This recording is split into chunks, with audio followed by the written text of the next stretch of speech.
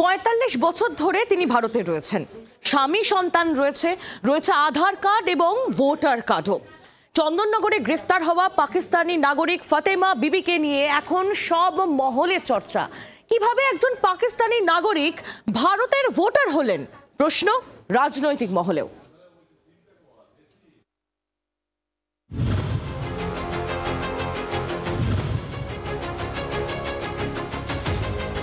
সালটা ১৯৮০। ট্যুরিস্ট ভিসায় বাবার সঙ্গে পাকিস্তান থেকে ভারতে এসেছিলেন ফাতেমা বিবি। তারপর কেটে গিয়েছে দীর্ঘ ৪৫ বছর। রয়েছে স্বামী ও ২ মেয়ে। মা বাবার আবার ভিসা করে নিয়ে আসে, এখানে মেয়ের বিয়ে দিয়ে দিয়েছে। এখন ওর মেয়েরা বড় হয়ে গেছে, বড় হয়ে যাওয়ার পরে বাচ্চাও হয়ে গেছে, সব কিছু গেছে। ওই সময় এখন পুলিশ নিয়ে গেছে ওনাদেরকে তুলে।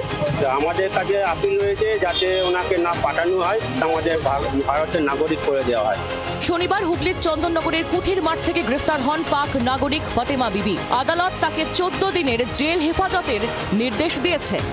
পুলিশ সূত্রে খবর, ১৯৮০ সালে পাকিস্তান থেকে ভারতে আসেন ফাতেমা বিবি। ১৯৮২ সালে চন্দননগরের বাসিন্দা মুজফফর মল্লিকের সঙ্গে তার বিয়ে হয়। এখন তাদের ২ মেয়েরও বিয়ে হয়ে গিয়েছে। ভারতের ভোটার কার্ডও রয়েছে ফাতেমা বিবির।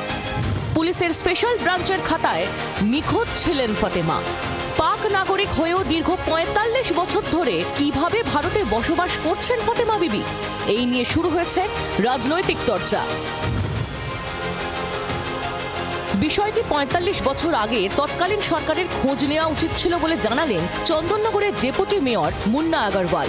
বিষয়টি মানবিক দিক থেকে দেখা উচিত বলে মনে করেন স্থানীয় সিপিএম নেতা ঐক্যতান দাশগুপ্ত। ৪৫ বছর আগেই বিষয়টা খোঁজ খবর করা হচ্ছিল। ৮০ সালে যারা এসেছে সে সময় আমাদের মানুষের সরকারও ছিল এবং যারা ছিল সেই বিষয়টা তারা সবটা বলতে। আধার কার্ড যখন হয়েছে তার থাম্ব ইমপ্রেশন, তার অন্যান্য যেসব যা যা প্রয়োজনীয় তথ্যাদি লেগেছে, সেই তথ্যাদিগুলো প্রোভাইড করা হয়েছে বলেই হচ্ছে তিনি আধার কার্ড হোল্ডার হয়েছে।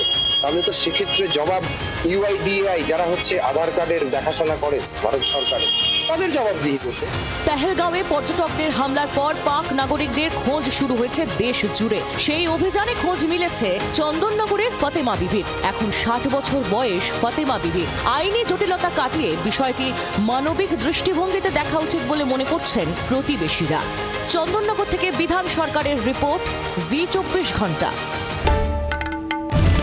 বাংলার আওয়াজ, বাঙালির আবেগ, জি২৪ ঘন্টা।